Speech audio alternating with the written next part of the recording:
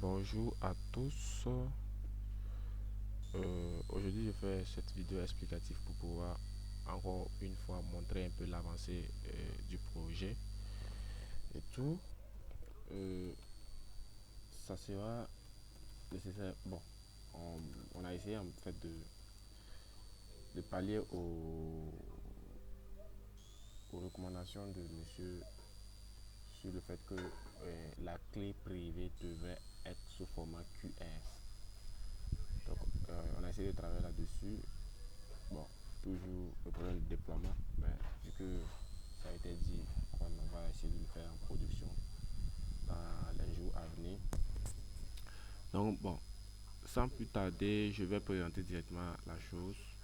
Bon, c'est la même chose, hein, on va ouvrir deux. Il y a déjà tous les outils qui sont déjà démarrés, donc pas besoin de les démarrer encore une fois. Donc, les outils, en fait le port qui est déjà utilisé, ça c'est la mise en place, comment on appelle ça encore, on va dire le push sur le GitHub. Voilà. Maintenant le relais il est actif. Ah d'accord, le relais je l'ai pas activé. Donc on va réactiver. Oh, le relais est actif, voilà ça. Donc, de toute façon, il fait un contrôle C pour pas couper le relais et puis le relancer. Donc il est relancé.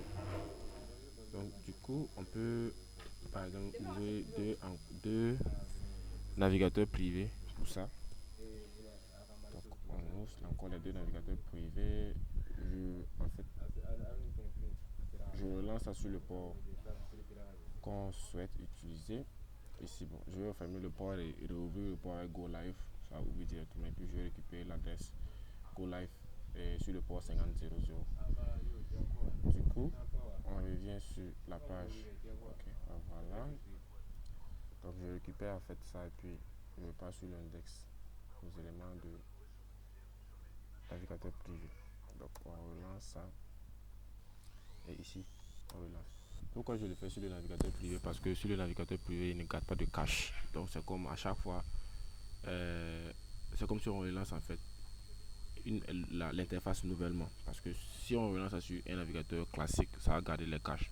Pourtant, en navigation privée ou en navigation du type Tor, ça ne garde pas les caches. Donc on va générer de nouvelles clés encore. Donc ici, par exemple, on a ajouté l'option QR. Par exemple, si on développe un système qui permet en fait de scanner au niveau de notre page web, de scanner le QR pour pouvoir récupérer en fait la clé privée. Donc ici, ce système là, on l'a fait au niveau de la clé publique et au niveau de la clé privée. Maintenant, au niveau de la clé privée, comme c'est une information assez sensible, bon, on va revenir là-dessus. Ici, j'ai pas terminé. On a aussi codé un système qui permet de télécharger le QR. Voilà. Recommandation, téléchargement du QR public. Voilà.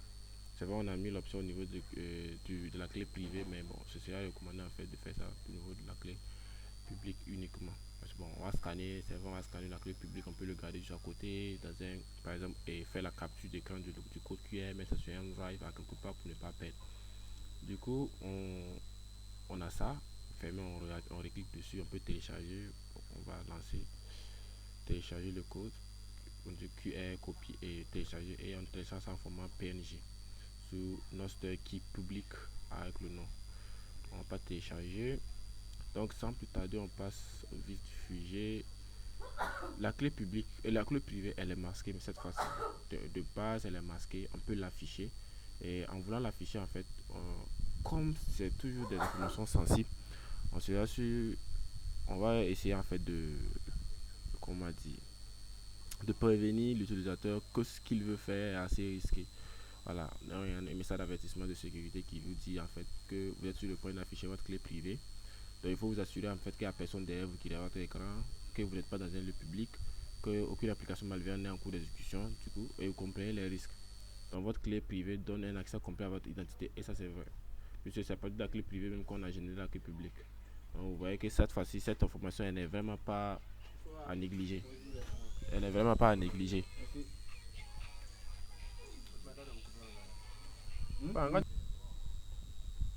Donc, comme je disais,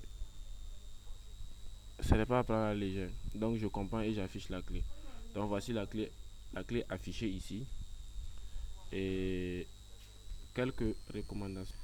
quelques recommandations à faire encore. Donc ici, ne partagez jamais cette clé, gardez-la secrète et en sécurité.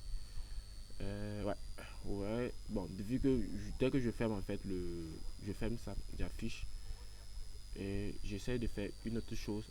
La clé elle se masque automatiquement en fait parce que j'ai changé d'onglet ou bien le changement d'onglet ou bien le curseur en fait a quitté en fait le scope. Donc ça c'est toujours au niveau de la sécurité. Donc j'affiche, je comprends que je suis en train d'afficher et puis en fait remasquer la clé quand je veux. Donc à chaque fois le message sera affiché pour vous prévenir. Je peux aussi QR. À chaque fois je mets un message, un petit pop-up, une alerte plutôt va vous être affichée pour vous dire en fait que vous voulez générer un QR pour le QR privé. Pour la clé privée, désolé. Donc je fais ça et voilà, c'est bon. Donc toujours pour la même chose, le fonctionnement de ça, ça passe. Pas de souci. Donc je fais CTRL V. Bon, j'envoie un petit message. Yo. Je reviens ici. Je vois que le message il est bien affiché. Donc je peux récupérer en fait la clé du destinataire et la clé publique d'ici. Et je renvoie également un message. Donc ça, une idée même dans ma tête. Créer un groupe même pour ça.